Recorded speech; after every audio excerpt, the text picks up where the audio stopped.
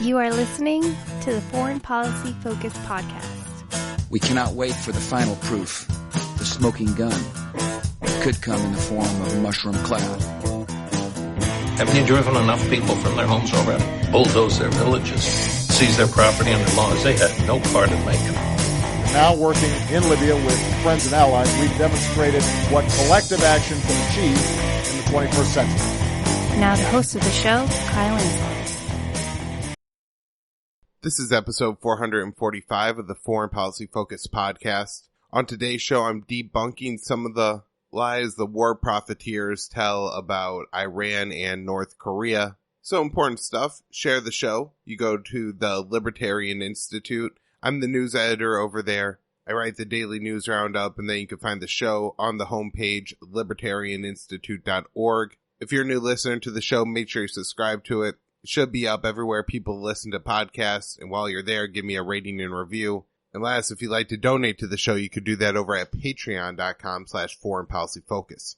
Alright, so first news story I have today is the Army is canceling a $45 billion contract it offered for a replacement for the Bradley fighting vehicle. I guess the problem was here they only got one bid on the contract, and it's because the Army specifications and what they were asking for wasn't possible, or people weren't interested in bidding on it, which is crazy because it's such a large contract. But the Army's going to look, reorder some things, and then put that back out. So it's not like, the taxpayers are going to save $45 billion here because the vehicle the Army wants apparently can't be built. But they're just going to dumb down what they're asking for, put it back out there. That way, whatever military-industrial complex, likely group of companies that gets this contract will be able to make enough, on the margins to keep their elite there very wealthy. One of the trends of the Trump administration that doesn't get talked about very much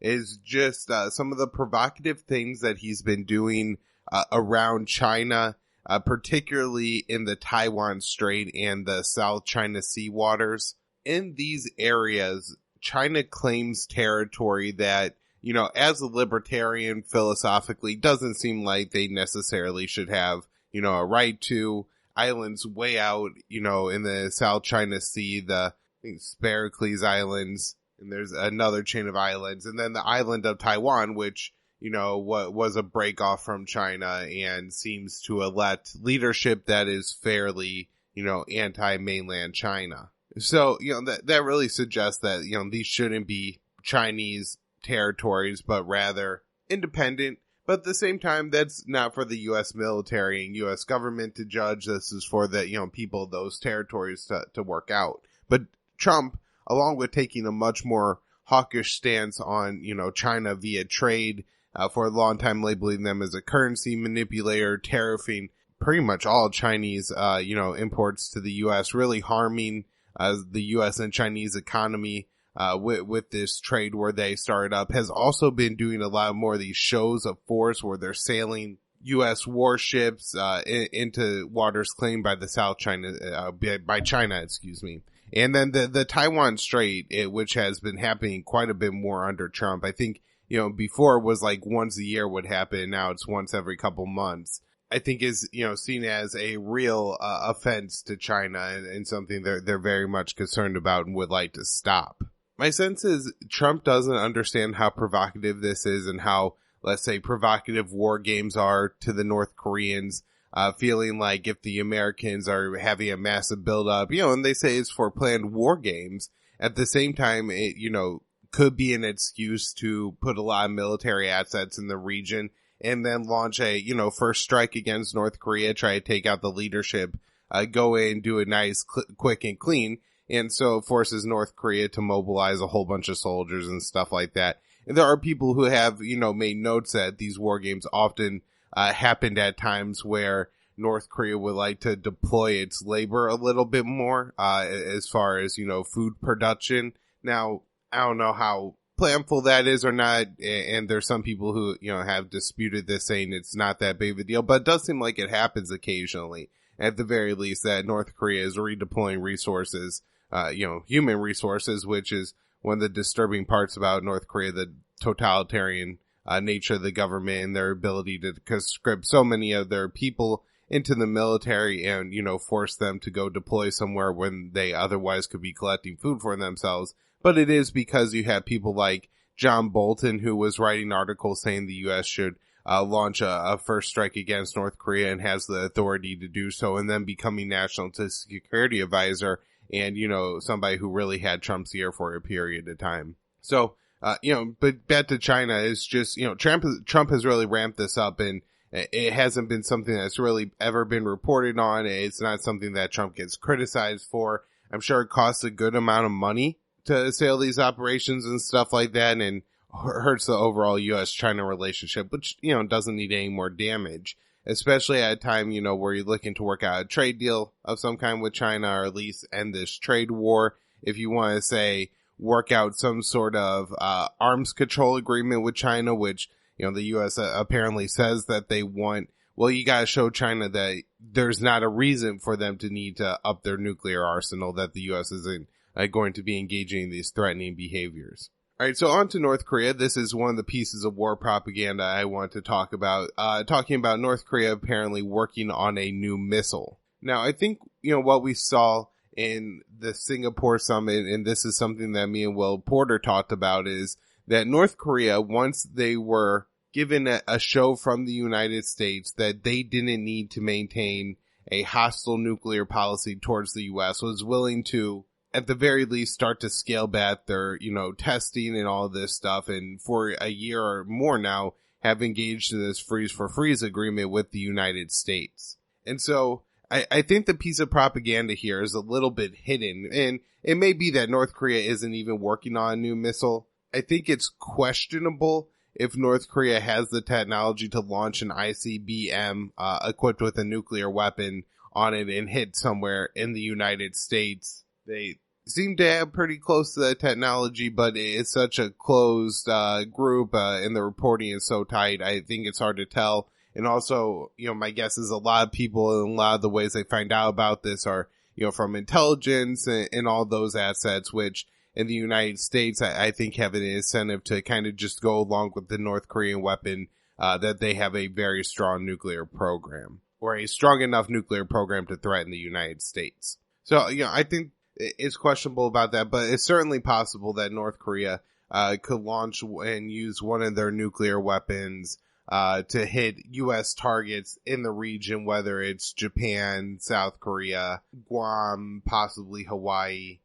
We have a lot of other just naval stuff out in the seas around North Korea that I think are all possible targets for North Korean weaponry, some of it being nuclear, biological, chemical weapons, and stuff like that. But those are the resources that are in the region to combat, North Korea a lot of times, but sometimes China as well. So the piece of propaganda here is that the U.S. has to now stay involved in North Korea, and North Korea is a problem, and we have to combat North Korea because they're working on a new missile. When in reality, the situation is that because the U.S. maintains a hostile policy against North Korea feels compelled potentially to work on a new missile and their nuclear program. Now, just like with China and Taiwan, I'll go ahead and qualify what I'm saying here by saying I don't like the North Korean regime, and obviously it's oppressive. It's just not the United States' job to go in there and try to overthrow it. Look what happened when we tried to help the Iraqi people by overthrowing Saddam. We killed 1 million of them. We occupied their countries first for 8 years. And we're now once again occupying that country, even after they asked us to leave. We were instrumental in creating the situation to allow for the rise of Al-Qaeda in Iraq, which eventually became the Islamic State. So many Iraqis have died at the hands and in so many very cruel ways. Talk about the United States ran the Abu Ghraib torture program, prison in Iraq. They supported Shia militias, throughout the Iraq, civil war, but then also again in the fight against ISIS that carried out so many war crimes against the Sunni population. So the solution for the North Korean people is not for the United States to invade and overthrow their leader and to maintain a hostile policy against it, which I think increases the ability for Kim to continue to rule his country with such oppression. All right. On to Afghanistan, we have a couple statements from the Taliban that they're open to a 10-day ceasefire with the United States around the signing of some kind of deal. But they also say the war in Afghanistan will not be over until the Americans leave. And so this is the firm Taliban position, I think, from the very start. Very rarely have I seen anybody from the Taliban saying anything remotely different from, the day the last American leaves is the day that the war ends. And, that American occupation needs to end and stuff like that. But it does seem like maybe they're a little bit more willing to negotiate with the Afghan government before the Americans leave. However, I'm pretty skeptical that any kind of deal will get done under a Trump presidency here. He seems so erratic on his Afghanistan policy, as we've seen in the past, where a deal got very close to being done in September, and then a couple U.S. soldiers died in Afghanistan, so he immediately withdrew any kind of talks with the Taliban. Now it's started up again. My guess is that just like in 2019, in 2020, a couple Americans are going to die in Iraq every 2, 3, 4 weeks. And so anytime we get close to a peace deal, a couple Americans will die. Some kind of hawk will go to Donald Trump and say, well, what can we do, boss? Now we can't leave. We gotta go kill and bomb thousands of Taliban like we did the last time around to make up for this. And we're still on. Can't negotiate with somebody killing Americans. So I'm not very hopeful that a deal in Afghanistan gets done in 2020, especially when you had the drop of the Afghanistan papers in November and still all anyone cares about is impeachment. All right, on to Iran. We have fresh claims that Iran is getting closer to building a nuclear bomb. I think I talked about on the last show this story that kind of has a misleading headline, and I've seen this floated around a lot. So Iran is now enriching uranium at a faster rate. Like, they're, rather than producing 10 units a day, they're producing 20 units a day of enriched uranium. But the articles are making it sound like Iran is producing a higher grade of enriched uranium, and then, that would take them closer to weapons. That's not what's going on. So, that's an important one to point out. Just that this claim is based around enriched uranium can eventually be used to build a nuclear weapon.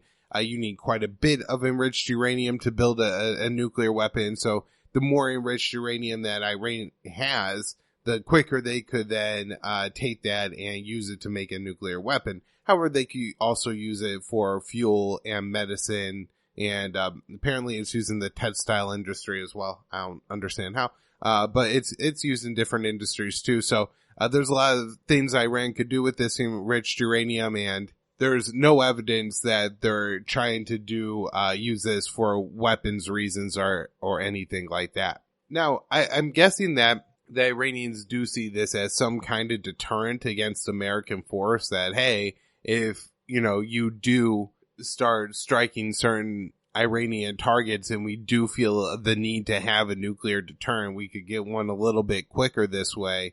But, at some point you would then have to see evidence that Iran is trying to build a nuclear bomb, and that's absolutely not the case right now. The IAEA continues all inspections, and, they're going to report if there's violations of the Non-Proliferation Treaty and Iran is going out there to try and make a nuclear weapon. But that doesn't seem to be the goal of the Iranian state. So generally, I would just say stay aware for this Iran lies to come out about building a nuclear weapon. It's not happening. When more specific claims come along, I'll definitely get to them and talk to them on the show. The U.S. has sanctioned an Iranian commander. Just more of the same from our sanctioner-in-chief here. Some other news stories from around the Middle East. Protests have been going on in Lebanon for several months. They fizzled out a little bit there, and for the most part had remained fairly nonviolent and peaceful. At least 160 people have been injured in recent protesters, and the Lebanese police are using tear gas and water cannons against the protesters. The protesters are reporting that the tear gas now being used is distinctly more potent than previously. And that's just something I like to point out because it's, often thought when you think of tear gas, kind of the tear gas that local police force in the United States would have and deploy, when there's some pretty serious forms of tear gas that could really give people, lasting respiratory injuries. People get hit with these tear gas canisters quite frequently. I believe this is what happened in Iraq on Friday. In fact, security forces killed one protester, and I believe the man was killed when he was hit in the head with a tear gas canister. There's reports in Egypt of people losing eyes. I distinctly remember this one story because the guy told it, and the tear gas canister that hit him was made in Pennsylvania. And so, real damage gets done by these things, and deploying tear gas against people is no joke. Both in Iraq and Lebanon, I'm not sure, how much of the origins of the protests are popular or what kind of different factions are pushing them right now. But there does seem to be a general anti-corruption drive for a lot of people in the Middle East. 3 Turkish soldiers were killed by a car bomb in northeast Syria. It seems to me that this is about a weekly event that I haven't talked about or updated a whole lot of on the show. But say once a week, every other week, 3, 4, 5, I think, I saw one said 7 Turkish soldiers are killed by a car bomb somewhere in northeastern Syria. Oftentimes it's blamed on the Kurdish forces, or there's no attribution of guilt in the articles at all. Turkey always blames the Kurds, who in some cases it would make sense. You've heard members of the YPG talking about switching back to more guerrilla tactics on the show. I'm likely see the Kurdish soldier or the Kurdish people likely see the Turkish soldiers as an occupying force. And so I wouldn't be surprised to see these tactics. But remember, ISIS also operated in the area. And just like with the shelling of Iraqi bases that house U.S. soldiers, publicly the blame's for the Kurds. And you definitely see that being the case. Just like you can see it being the case, the Iranian-backed militias are trying to put pressure on the United States by hitting and shelling these bases. But the Islamic State could very well be behind it, as it's very possible. In Yemen, the Houthi are accused of launching a missile against a camp that was training soldiers for the Yemeni government, killing 100 soldiers, possibly more. I mean, the war's still going on in Yemen, people. It's getting worse for everyone, slightly.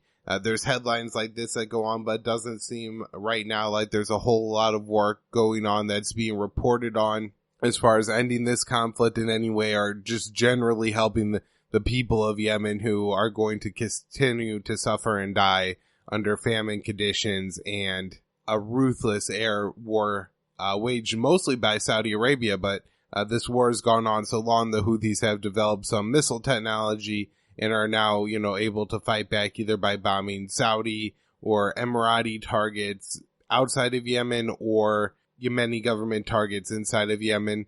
All right, in Africa, we had the summit on Libya that was held in Berlin. International actors showed up.